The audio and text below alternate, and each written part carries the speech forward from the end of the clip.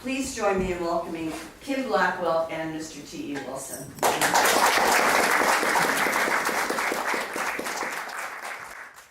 I've been coming to Mexico since the 80s. I decided that I wanted to have a deeper relationship with Latin America. So after the Civil War in Guatemala, I spent 6 months as a human rights observer / accompanier in the Petén in Guatemala, a region of Guatemala that had been affected by the Civil War. So in doing that, I came to know a bit about the political situation in Central America and Guatemala.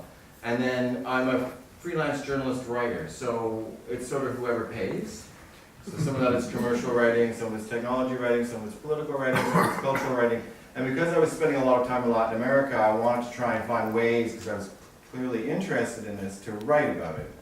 So I began to write for Insight Crime, which is a website, and it's only really just about crime in Latin America, and I was their guy who was writing about Mexico. This was a few years ago. So I was writing, sort of educating myself about the cartels and about the political corruption and the violence in Mexico. And then I was blogging, and I did some stuff for the Globe and Mail. It all had a Canadian focus. The Canadian journalism always has to have a Canadian focus, otherwise they're not that interested. I thought, if I write a novel, I can create a larger context, and it's more playful and more fun. And I sort of knew enough about what was going on to have this background that I was comfortable writing into that world. But then I found my character, which was actually what really got me to the next level. Where the heck, and maybe I'll use the word hell, do you find a character like Ernesto Sanchez? Like, where does that come in your brain from?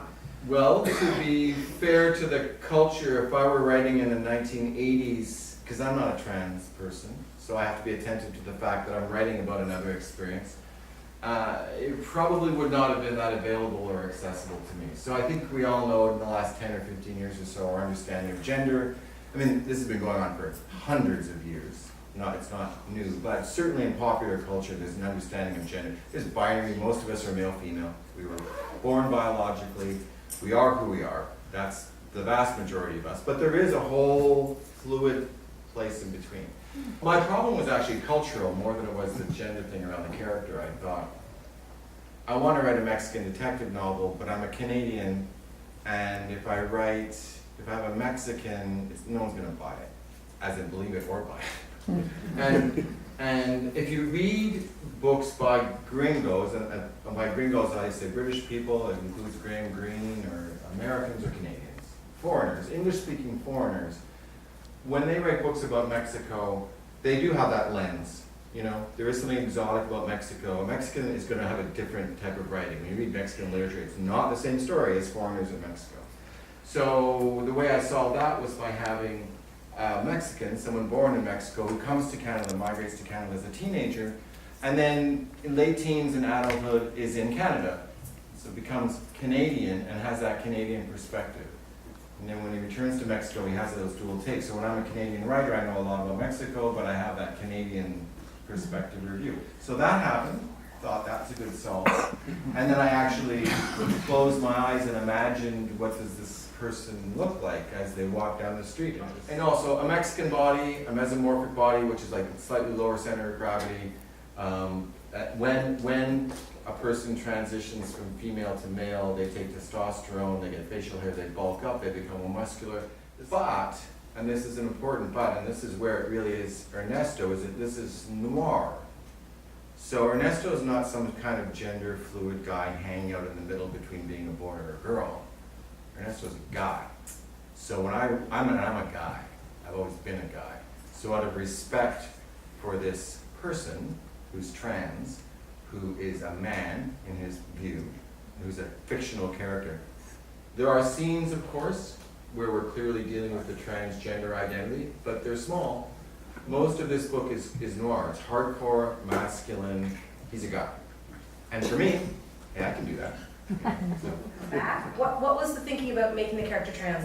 I think it's a great and interesting You get a thing. lot. I mean, just to be predatory, like, you know, to say, I have a great character, I can hang a lot on this character. Well, when I have a trans character as a Mexican Canadian, I get a very rich opportunity, because this person was always female in Mexico. Christina. Ernesto was Christina. Christina's a teenager, 16, comes to Canada for 12 years, becomes a guy, becomes a cop. And so when Ernesto comes back to Mexico, he only knows Mexico when he was Christina, when he was a girl. Tough But a girl. butch girl. Butch girl, who- baby, what would have been called a dyke, yeah. How come you just didn't write a piece of literature? Why a mystery? A mystery seems very complicated to write. Like I imagine a lot of cue cards on the floor keeping track of all the information to get to the end. So do you write the end first? How the heck do you write a mystery that works?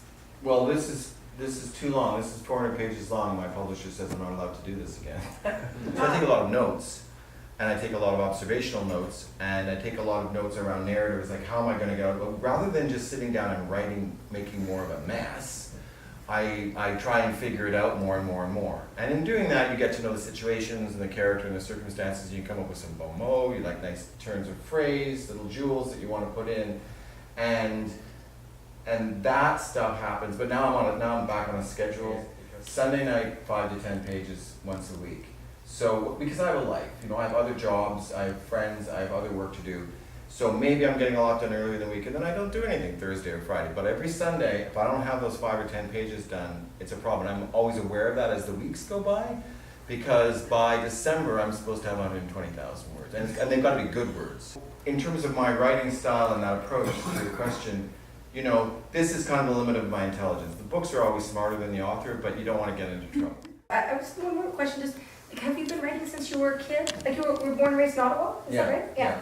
So, like, have you always been a journaler, scribbler, writer? No? Where did it come? Because you studied it in university, right? Yeah. I have an older brother who is sort of more talented than me, and that sort of overshadows you. I know people who journal and have journaled since they were young. I think they're I do believe there are natural writers. I think my partner Laurel is a natural writer. I'm not a natural writer. I've had to work. Do you remember the first thing you wrote?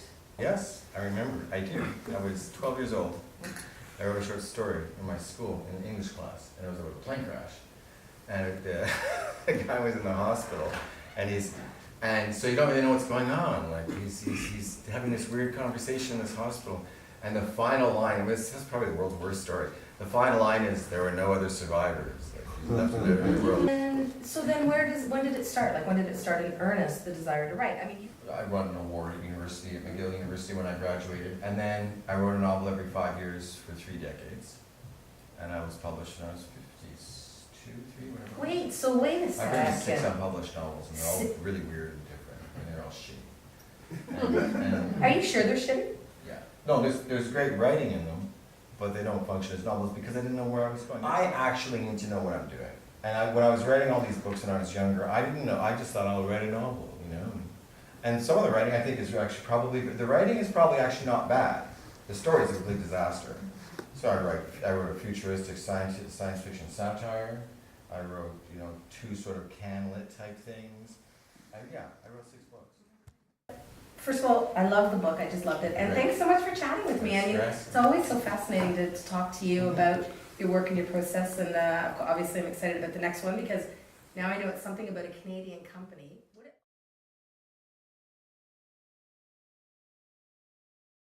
Ernesto is very real to me. He's very real to me, the hero.